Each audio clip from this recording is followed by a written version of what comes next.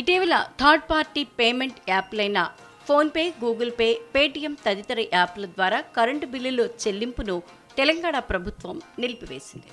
Reserve bank of India కొత్త rules కారణంగా కొన్ని థర్డ్ పార్టీ యాప్స్ ద్వారా కరెంటు బిల్లులు చెల్లించే సదుపాయం నిలిపివేశారు. దీంతో వినియోగదారులు కరెంటు బిల్లుల చెల్లింపు కోసం మీ సేవా కేంద్రాలు, కరెంట్ ఆఫీసులకు వెళ్లాల్సిన పరిస్థితి ఏర్పడింది.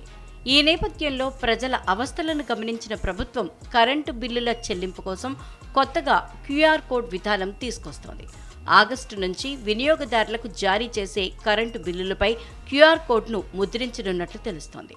ఈ మేరకు దక్షిణ తెలంగాణ విద్యుత్ పంపిణీ సంస్థ ఈ క్యూఆర్ కోడ్ విధానాన్ని తీసుకొచ్చేందుకు ఏర్పాట్లు చేస్తోంది. వినియోగదారులు ఆ కోడ్ని స్కాన్ చేసి సులువుగా కరెంటు బిల్లు కట్టేయొచ్చు.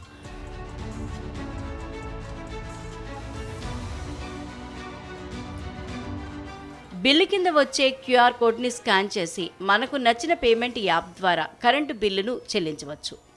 వినియోగదారులు తమ మొబైల్స్ ద్వారా క్యూఆర్ కోడ్ను స్కాన్ చేసి డెబిట్, క్రెడిట్ కార్డులు, యూపీఐ, నెట్ బ్యాంకింగ్ తదితర విధానాల్లో బిల్లులను చెల్లించే వెసులుబాటు ఉంటుంది.